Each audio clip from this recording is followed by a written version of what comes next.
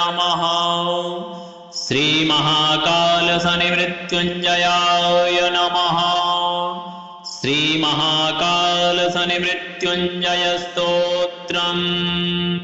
अथ ध्यानम्। नीलाद्रिशोभाञ्चितदिव्यमूर्तिः खड्गे त्रिदण्डे सरचापहस्तः शम्भुर्महाकालशनिः पुरारिर्जयत्यशेषासुरनाशकारी। अथ विनियोगः। ॐ अस्य श्रीमहाकालशनिमृत्युञ्जय स्तोत्रमन्त्रस्य पिप्पलादर्शे अनुष्टुप् छन्दो महाकालशनिर्देवता संवेजमायसो शक्तिः कालपुरुषायेति कीलकम्। ममाकालापमृत्युनिवारणार्थे पाठे विनियोगः। ॐ नीलाद्रिशोभाञ्चितदिव्यमूर्तेः खड्गोत्रिदण्डे सरचापहस्तः शम्भुर्महाकालशनिः पुरारिर्जयत्यशेषासुरनाशकारी। मेरुपृष्ठे समासीनं सामरस्ये स्थितं शिवं प्रणम्य शिरसा गौरी पृच्छति स्म जगद्धितं। पार्वत्युवाच भगवन् देवदेवेश भक्तानुग्रहकारक अल्पमृत्युविनाशाय यत्त्वया पूर्वसूचितम् तदेव त्वं महाबाहो लोकानां हितकारकम्। तव मूर्तिप्रभेदस्य महाकालस्य साम्प्रतम् शनिर्मृत्युञ्जयस्तोत्रम् ब्रूहि मे नेत्रजन्मनः। अकालमृत्युहरणमपमृत्युनिवारणम् शनिमन्त्रप्रभेदाये तैर्युक्तं यत्स्तवं शुभम्। प्रतिनाम चतुर्थ्यन्तं नमोऽन्तम् अनुनायुतम्। श्रीशङ्कर उवाच नित्ये प्रियतमे गौरी सर्वलोकहिते रते गुह्याद्गुह्यतमं दिव्यं सर्वलोकोपकारकम्। शनिमृत्युञ्जयस्तोत्रं प्रवक्ष्यामि तवाधुना। सर्वमङ्गलमाङ्गल्यं सर्वशत्रुविमर्दनं सर्वरोगप्रशमनं सर्वापद्विनिवारणं शरीरारोग्यकरणमायुर्वृद्धिकरं नृणाम्। यदि भक्तासि मे गौरी गोपनीयं प्रयत्नतः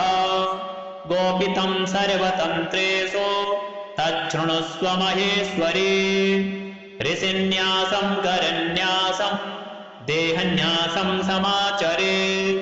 महोग्रं मूर्ध्नि विन्यस्य मुखे वैवस्वतं न्यसेत्। गले तु विन्यसेन्मन्दं बाह्वोर्महाग्रहं न्यसेत्। हृदि न्यसेन्महाकालं गुह्ये कृशतनुं न्यसेत्। जान्वोऽम्बतुडुचरं न्यस्य पादयोस्तु शनैश्चरम्। एवं न्यासविधि कृत्वा पश्चात्कालात्मनः शनेः न्यासं ध्यानं प्रवक्ष्यामि तनौ स्यार्वा पठेन्नरः। कल्पादियुगभेदांश्च करङ्गन्यासरूपिणः कालात्मनोऽन्यसेद्गात्रे मृत्युञ्जय नमोऽस्तु ते। मन्वन्तराणि सर्वाणि महाकालस्वरूपिणः भावयेत् प्रतिप्रत्यङ्गे महाकालाय ते नमः। भावयेत् प्रभवाद्यब्दान् शीर्षे कालजिते नमः। नमस्ते नित्यसेव्याय विन्यस्येदयने भ्रुवोः सौरये च नमस्तेस्तु गण्डयोर्विन्यसेद्धृतून्।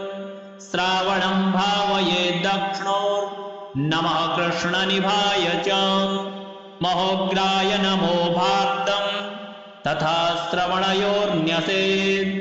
नमो वै दुर्निरीक्षाय चास्मिन्यं विन्यसेन्मुखे नमो नीलमुखाय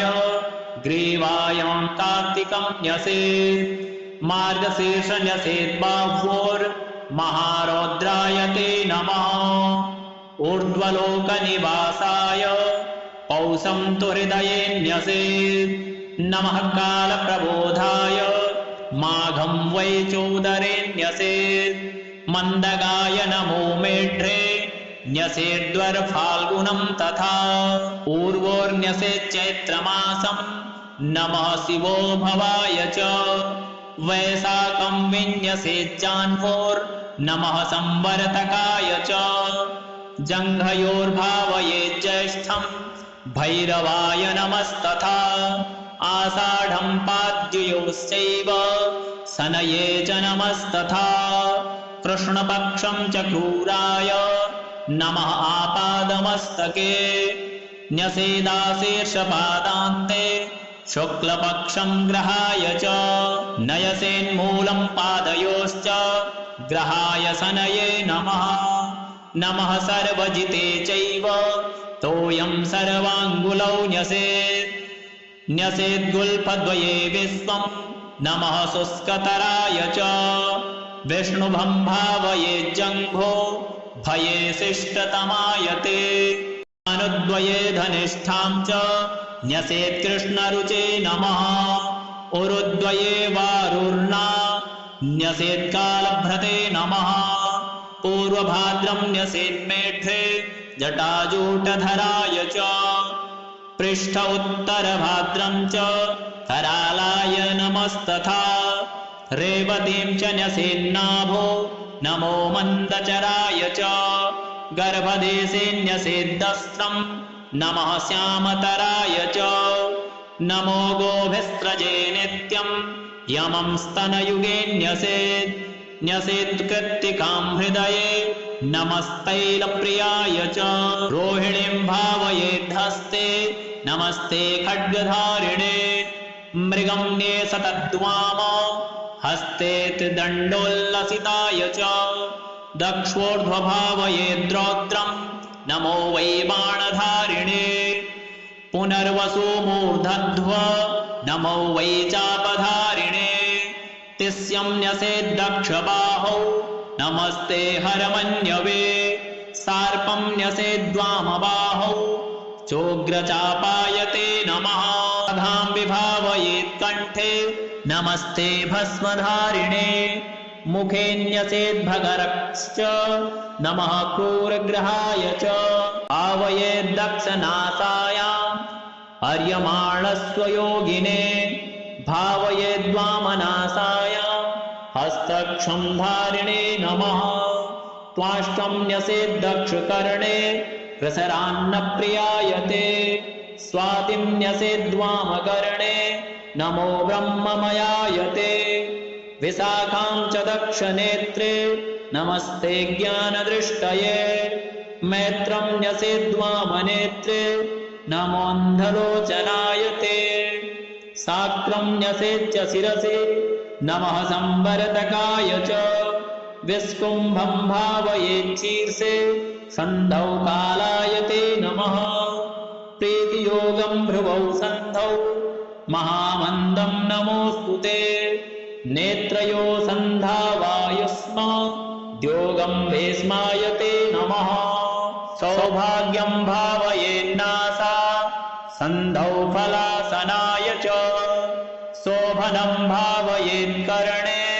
सन्धौ पिण्यात्मने नमः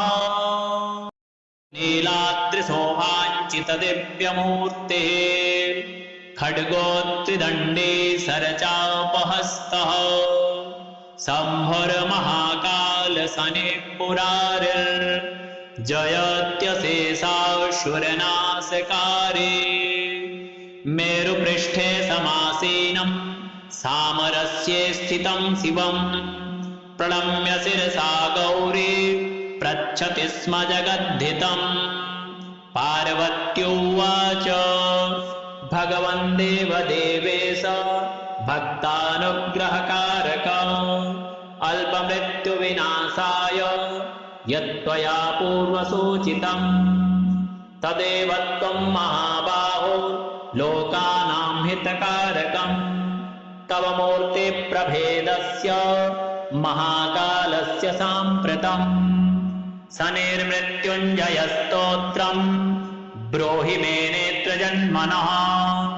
अकालमृत्युहरणमपमृत्युनिवारणम् शनिमन्त्रप्रभेदाये तैर्युक्तं यत्स्तवं शुभम् प्रतिनाम चतुर्थ्यन्तम् नमोऽन्तम् अनुनायुतम् श्रीशङ्कर उवाच नित्ये प्रियतमे गौरी सर्वलोकहिते रते गुह्याद्गुह्यतमं दिव्यं सर्वलोकोपकारकम् शनिमृत्युञ्जयस्तोत्रम् प्रवक्ष्यामि तवाधुना सर्वमङ्गलमाङ्गल्यम् सर्वशत्रुविमर्दनम् सर्वरोगप्रशमनम् सर्वापद्विनिवारणम् शरीरारोग्यकरणमायुर्वृद्धिकरं नृणाम् यदि भक्तासि मे गौरी गोपनीयं प्रयत्नतः गोपितं सर्वतन्त्रेषु तच्छृणुस्व महेश्वरी ऋषिन्यासं करन्यासं देहन्यासं समाचरेत् महोग्रं मूर्ध्नि विन्यस्य मुखे वैवस्वतं न्यसेत् गले तु विन्यसेन्मन्दं बाह्वोर्महाग्रहं न्यसेत् हृदि न्यसेन्महाकालं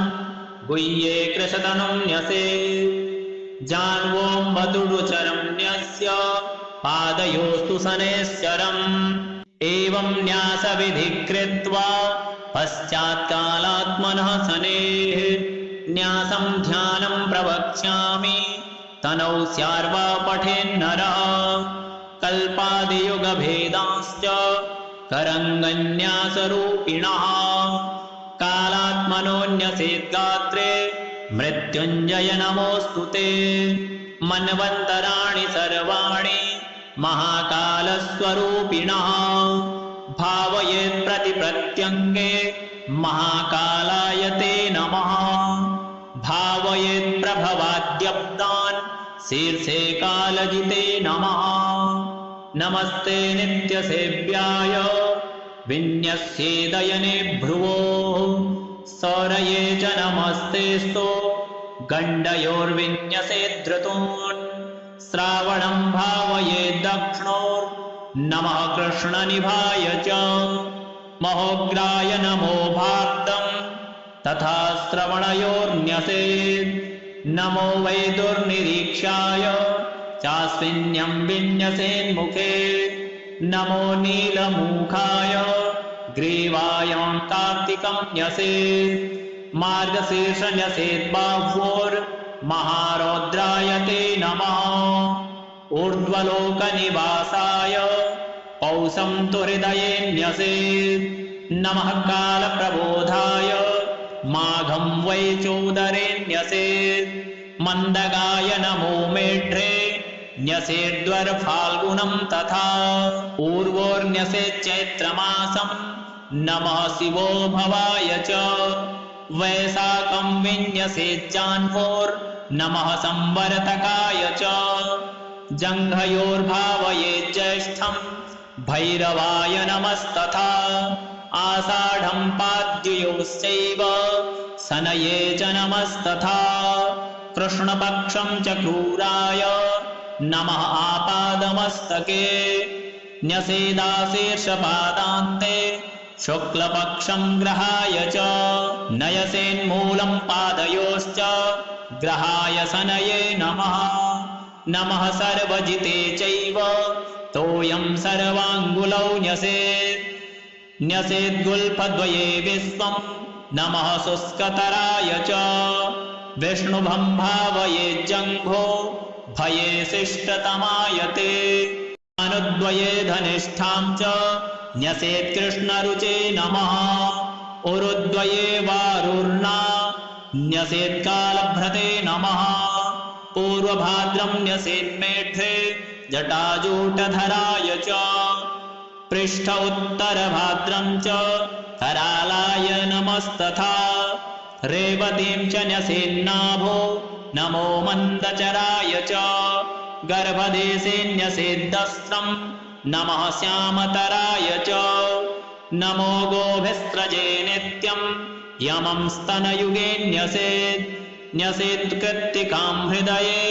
नमस्तैलप्रियाय च रोहिणीं भावयेद्धस्ते नमस्ते खड्गधारिणे मृगं न्येसतद्वाम हस्ते त्रिदण्डोल्लसिताय च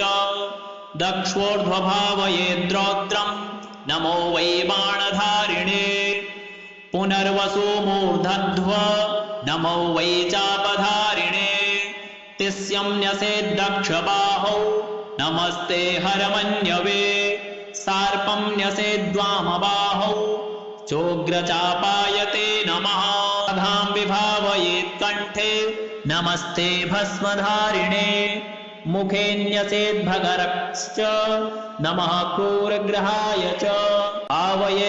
आवयेद्दक्षनासायाम् अर्यमाणस्वयोगिने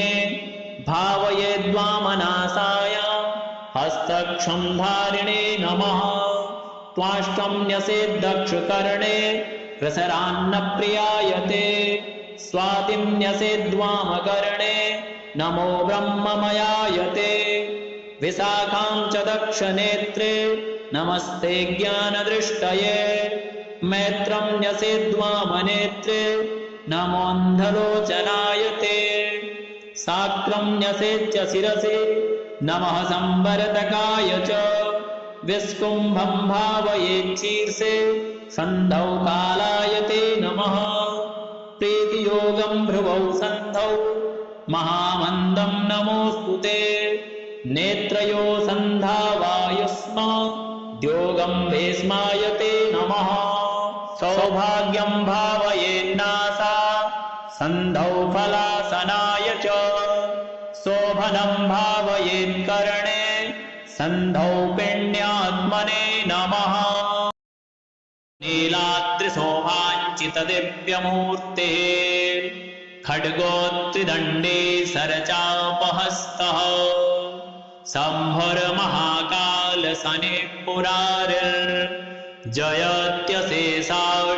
शम्भुर्महाकालशनिपुरारिर्जयत्यशेषासुरनाशकारे मेरुपृष्ठे समासीनं सामरस्ये स्थितं शिवं प्रणम्य शिरसा गौरी पृच्छति स्म जगद्धितं पार्वत्युवाच भगवन् देवदेवेश भक्तानुग्रहकारक अल्पमृत्युविनाशाय यत्त्वया पूर्वसूचितं तदेव त्वं महाबाहो लोकानां हितकारकं तव मूर्तिप्रभेदस्य महाकालस्य साम्प्रतं शनिर्मृत्युञ्जयस्तोत्रं ब्रूहि मे नेत्रजन्मनः अकालमृत्युहरण मपमृत्युनिवारणं शनिमन्त्रप्रभेदाये तैर्युक्तं यत्स्तवं शुभं प्रतिनाम चतुर्थ्यन्तं नमोऽन्तं मनुनायुतं श्रीशङ्कर उवाच नित्ये प्रियतमे गौरी सर्वलोकहिते रते गुह्याद्गुह्यतमं दिव्यं सर्वलोकोपकारकम् शनिमृत्युञ्जयस्तोत्रं प्रवक्ष्यामि तवाधुना सर्वमङ्गलमाङ्गल्यं सर्वशत्रुविमर्दनं सर्वरोगप्रशमनं सर्वापद्विनिवारणं शरीरारोग्यकरणमायुर्वृद्धिकरं नृणाम् यदि भक्तासि मे गौरी गोपनीयं प्रयत्नतः गोपितं सर्वतन्त्रेषु तच्छृणुस्व महेश्वरी ऋषिन्यासं करन्यासं देहन्यासं समाचरेत् महोग्रं मूर्ध्नि विन्यस्य मुखे वैवस्वतं न्यसेत् गले तु विन्यसेन्मन्दं बाह्वोर्महाग्रहं न्यसेत् हृदि न्यसेन्महाकालं गुह्ये कृशतनुं न्यसेत् जान्वोऽम्बतुडुचरं न्यस्य पादयोस्तु शनैश्चरम् एवं न्यासविधिः कृत्वा पश्चात्कालात्मनः शनेः न्यासं ध्यानं प्रवक्ष्यामि तनौ स्यार्वा पठेन्नरः कल्पादियुगभेदांश्च करङ्गन्यासरूपिणः कालात्मनोऽन्यसेद्गात्रे मृत्युञ्जय नमोऽस्तु ते मन्वन्तराणि सर्वाणि महाकालस्वरूपिणः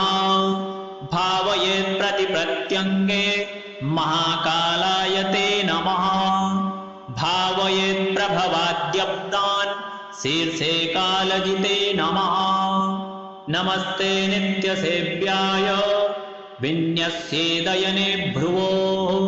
सौरये च नमस्तेस्तु गण्डयोर्विन्यसेद्धृतून् श्रावणं भावयेत् दक्षिणोर्नमः कृष्णनिभाय च महोग्राय नमो भाक्तं तथा श्रवणयोर्न्यसेत् नमो वै दुर्निरीक्षाय चास्मिन्यं विन्यसेन्मुखे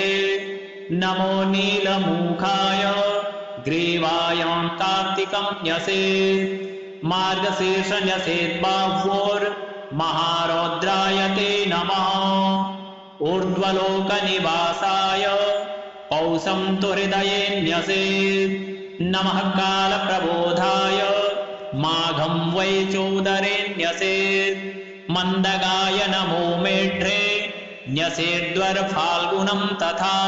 पूर्वोर्न्यसेत् चैत्रमासं नमः शिवो भवाय च वैशाखं विन्यसेज्जाह्नोर्नमः संवर्तकाय च जङ्घयोर्भावयेत् ज्येष्ठं भैरवाय नमस्तथा आषाढं पाद्ययोश्चैव शनये च नमस्तथा कृष्णपक्षं च क्रूराय नमः आपादमस्तके न्यसेदाशीर्षपादान्ते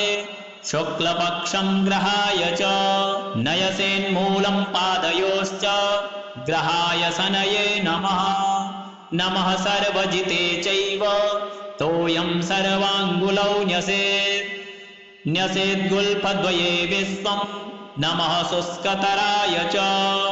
विष्णुभं भावयेज्जङ्घो भये शिष्टतमाय ते अनुद्वये धनिष्ठां च न्यसेत् कृष्णरुचे नमः उरुद्वये वारुर्ना न्यसेत् कालभ्रते नमः पूर्वभाद्रं न्यसेन्मेढ्रे जटाजूटधराय च पृष्ठ उत्तरभाद्रं च करालाय नमस्तथा रेवतीं च न्यसेन्नाभो नमो मन्दचराय च गर्भदेशे न्यसेद्दस्त्रं नमः श्यामतराय च नमो गोभिस्रजे नित्यं यमं स्तनयुगे न्यसेत् न्यसेत्कृत्तिकां हृदये नमस्तैलप्रियाय च रोहिणीं भावयेद्धस्ते नमस्ते खड्गधारिणे मृगं न्येसतद्वाम हस्ते त्रिदण्डोल्लसिताय च दक्षोर्ध्वभावयेद्रौद्रं नमो वै बाणधारिणे पुनर्वसुमूर्धध्व नमो वै चापधारिणे तिस्यं न्यसेद्दक्षबाहौ नमस्ते हरमन्यवे सार्पं न्यसेद्वामबाहौ चोग्रचापाय ते नमः अघां विभावयेत्कण्ठे नमस्ते भस्मधारिणे मुखे न्यसेद्भगरश्च नमः क्रूरग्रहाय च भावयेद्दक्षनासायाम् अर्यमाणस्वयोगिने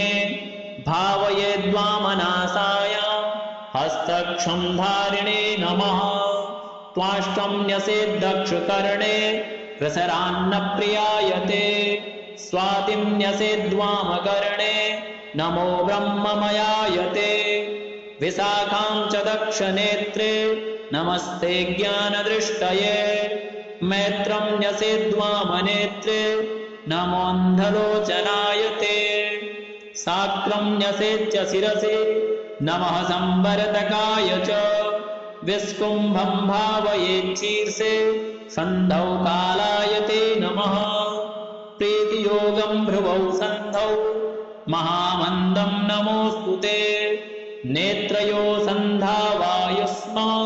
द्योगं भीष्माय ते नमः सौभाग्यं भावयेन्नासा सन्धौ फलासनाय च शोभनं भावयेत्कर्णे सन्धौ पिण्यात्मने नमः नीलाद्रिशोभाञ्चितदिव्यमूर्तिः खड्गोत्रिदण्डे सरचापहस्तः शम्भुर्महाकालशनिपुरारिर्जयत्यशेषासुरनाशकारे मेरुपृष्ठे समासीनं सामरस्ये स्थितं शिवं प्रणम्य शिरसा गौरी पृच्छति स्म जगद्धितं पार्वत्युवाच भगवन् देवदेवेश भक्तानुग्रहकारक अल्पमृत्युविनाशाय यत्त्वया पूर्वसूचितं तदेव त्वं महाबाहो लोकानां हितकारकं तव मूर्तिप्रभेदस्य महाकालस्य साम्प्रतं शनिर्मृत्युञ्जयस्तोत्रं ब्रूहि मे नेत्रजन्मनः अकालमृत्युहरणमपमृत्युनिवारणं शनिमन्त्रप्रभेदाये तैर्युक्तं यत्स्तवं शुभं प्रतिनामचतुर्थ्यन्तं नमोऽन्तं मनुनायुतं श्रीशङ्कर उवाच नित्ये प्रियतमे गौरी सर्वलोकहिते रते गुह्याद्गुह्यतमं दिव्यं सर्वलोकोपकारकम् शनिमृत्युञ्जयस्तोत्रं प्रवक्ष्यामि तवाधुना सर्वमङ्गलमाङ्गल्यं सर्वशत्रुविमर्दनं सर्वरोगप्रशमनं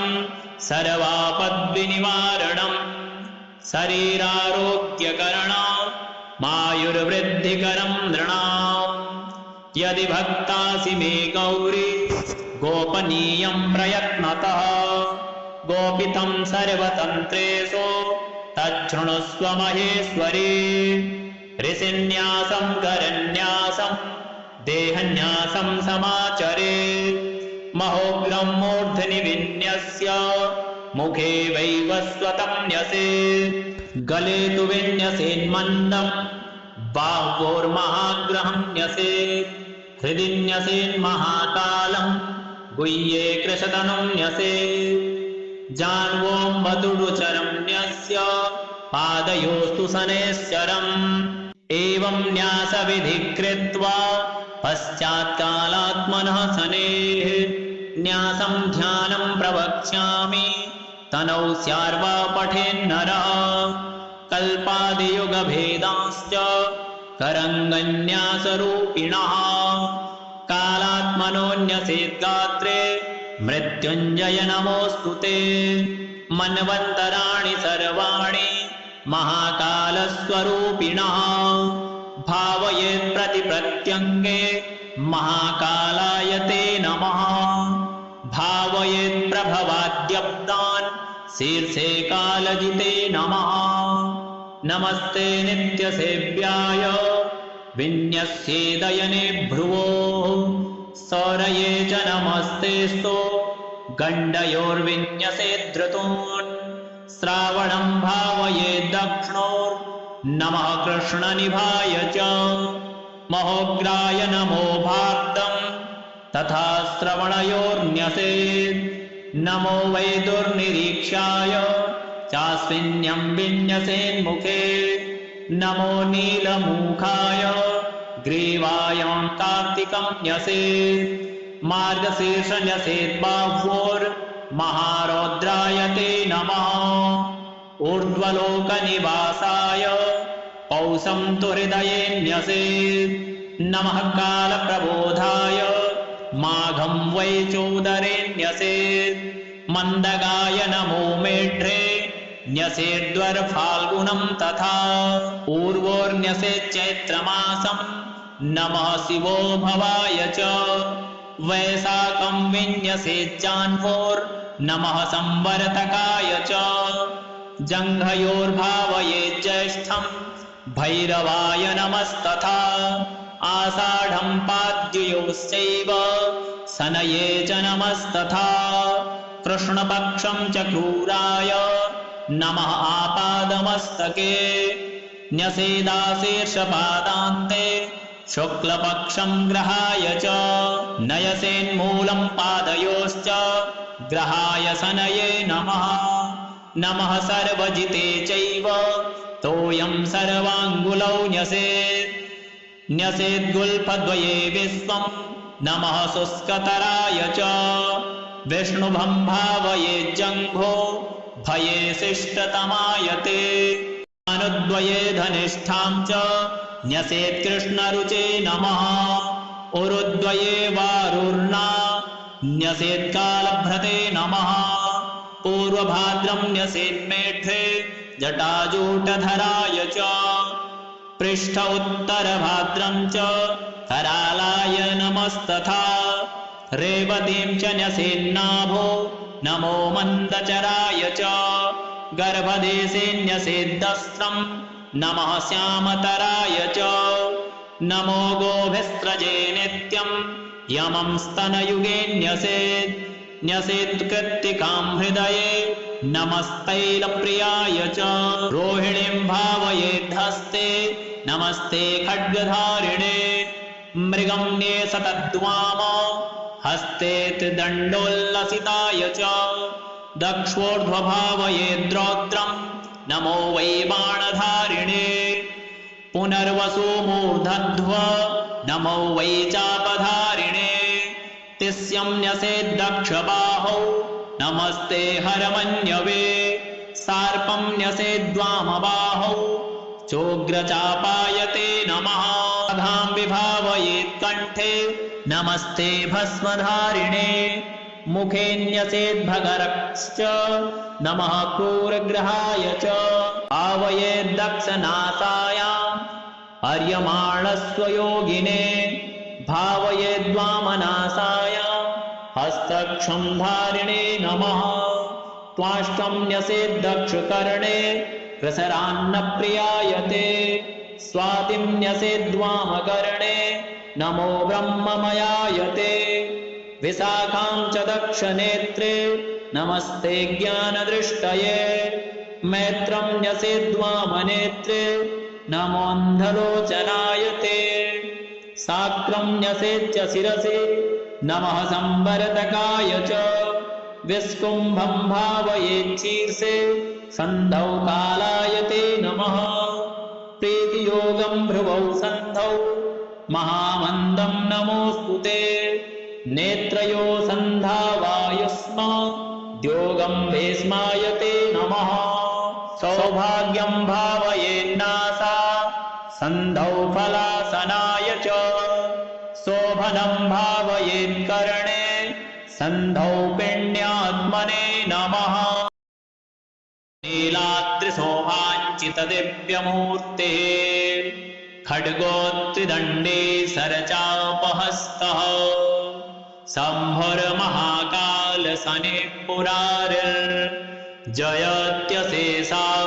शम्भुर्महाकालशनिपुरारिर्जयत्यशेषासुरनाशकारे मेरुपृष्ठे समासीनं सामरस्ये स्थितं शिवं प्रणम्य शिरसा गौरी पृच्छति स्म जगद्धितं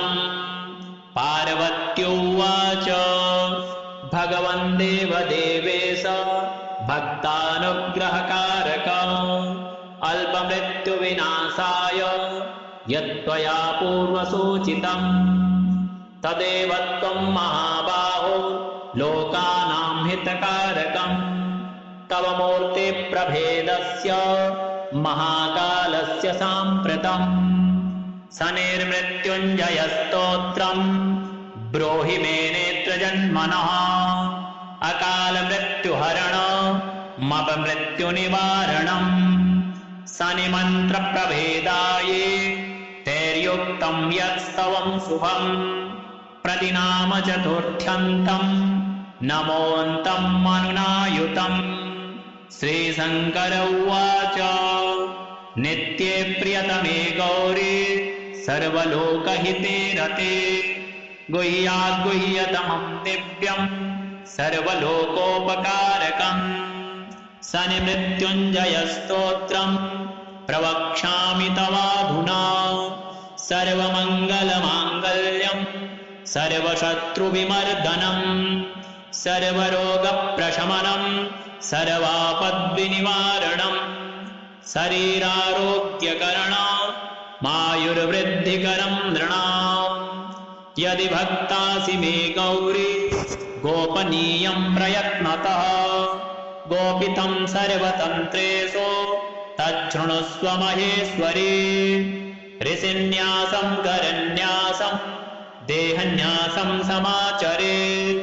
महोग्रं मूर्ध्नि विन्यस्य मुखे वैवस्वतं न्यसेत् गले तु विन्यसेन्मन्दं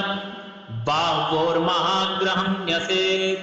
हृदि न्यसेन्महाकालं गुह्ये कृशतनुं न्यसेत् जान्वोऽम्बतुडुचरं न्यस्य पादयोस्तु शनैश्चरम् एवं न्यासविधि कृत्वा पश्चात्कालात्मनः शनेः न्यासं ध्यानं प्रवक्ष्यामि तनौ स्यार्वा पठेन्नरः कल्पादियुगभेदांश्च करङ्गन्यासरूपिणः कालात्मनोऽन्यसेद्गात्रे मृत्युञ्जय नमोऽस्तु ते मन्वन्तराणि सर्वाणि महाकालस्वरूपिणः भावयेत् प्रतिप्रत्यङ्गे महाकालाय ते नमः भावयेत् प्रभवाद्यब्दान् शीर्षे कालजिते नमः नमस्ते नित्यसेव्याय विन्यस्येदयने भ्रुवोः सौरये च नमस्तेस्तु गण्डयोर्विन्यसेद्धृतून् श्रावणं भावयेत् दक्षिणोर्नमः कृष्णनिभाय च महोग्राय नमो भाक्तं तथा श्रवणयोर्न्यसेत् नमो वै दुर्निरीक्षाय चास्मिन्यं विन्यसेन्मुखे नमो नीलमुखाय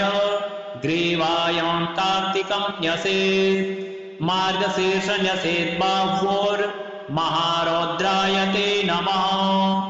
ऊर्ध्वलोकनिवासाय पौषं तु हृदये न्यसेत् नमः कालप्रबोधाय माघं वै चोदरे न्यसेत् मन्दगाय नमो मेढ्रे न्यसेद्वर्फाल्गुनं तथा पूर्वोर्न्यसेत् चैत्रमासं नमः शिवो भवाय च वैशाखं विन्यसेज्जाह्नोर्नमः संवर्तकाय च जङ्घयोर्भावयेत् ज्येष्ठं भैरवाय नमस्तथा आषाढं पाद्ययोश्चैव शनये च नमस्तथा कृष्णपक्षं च क्रूराय नमः आपादमस्तके न्यसेदाशीर्षपादान्ते शुक्लपक्षं ग्रहाय च नयसेन्मूलं पादयोश्च ग्रहाय शनये नमः नमः सर्वजिते चैव तोयं सर्वाङ्गुलौ न्यसेत् न्यसेद्गुल्फद्वये विश्वं नमः शुष्कतराय च विष्णुभं भावयेज्जङ्घो भये शिष्टतमाय ते अनुद्वये धनिष्ठां च न्यसेत् कृष्णरुचे नमः उरुद्वये वारुर्ना न्यसेत् कालभ्रते नमः पूर्वभाद्रं न्यसेन्मेढ्रे जटाजूटधराय च पृष्ठ उत्तरभाद्रं च करालाय नमस्तथा रेवतीं च न्यसेन्नाभो नमो मन्दचराय च गर्भदेशे न्यसेद्दस्त्रं नमः श्यामतराय च नमो गोभिस्रजे नित्यं यमं स्तनयुगे न्यसेत् न्यसेत्कृत्तिकां हृदये नमस्तैलप्रियाय च रोहिणीं भावयेद्धस्ते नमस्ते खड्गधारिणे मृगम्ये सतद्वाम हस्ते त्रिदण्डोल्लसिताय च दक्षोर्ध्वभावयेद्रौद्रं नमो वै बाणधारिणे पुनर्वसु मूर्धध्व नमो वै चापधारिणे तिस्यं न्यसेद्दक्षबाहौ नमस्ते हरमन्यवे सार्पं न्यसेद्वामबाहौ चोग्रचापायते नमः धां विभावयेत्कण्ठे नमस्ते भस्मधारिणे मुखे न्यसेद्भगरश्च नमः क्रूरग्रहाय च आवयेद्दक्षनासायाम् अर्यमाणस्वयोगिने भावयेद्वामनासायाम् हस्तक्षं धारिणे नमः त्वाष्टं न्यसेद्दक्षकर्णे प्रसरान्नप्रियायते स्वातिं न्यसेद्वामकर्णे नमो ब्रह्ममयायते विशाखां च दक्षनेत्रे नमस्ते ज्ञानदृष्टये मैत्रं न्यसेद्वामनेत्रे नमोऽन्धलोचनायते साक्रं न्यसेच्च शिरसि नमः संवरतकाय च विस्कुम्भं भावयेच्छीर्षे सन्धौ कालायते नमः प्रीतियोगं भ्रुवौ सन्धौ महामन्दं नमोऽस्तु ते नेत्रयो सन्धावायुस्म द्योगं भेस्मायते नमः सौभाग्यं भावयेन्नासा सन्धौ फलासनाय च शोभनं भावयेत्कर्णे सन्धौ पिण्ड